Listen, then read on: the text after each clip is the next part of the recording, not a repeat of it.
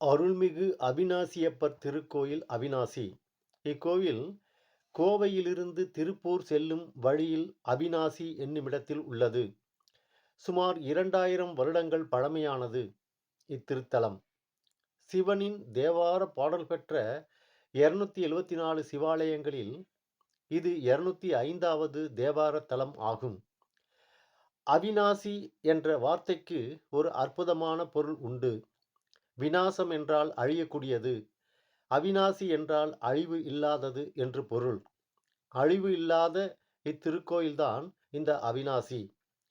மைசூர் மகாராஜா வம்சத்திற்கும் இத்தலத்திற்கும் நெருங்கிய தொடர்பு உண்டு. இவர்கள் பதவி ஏற்பதற்கு முன் காசிக்கு சென்று லிங்கம் எடுத்து வந்து இங்கு பூஜை செய்த பின்பே ஆட்சி பொறுப்பை ஏற்பார்கள் என்று கூறப்படுகிறது. இத்தலத்தில் முதலையுண்ட பாலகனை சுந்தரர் பதிகம் பாடி மீட்டார் என்பது தொன்நம்பிக்கை. ஓம் நம சிவாய.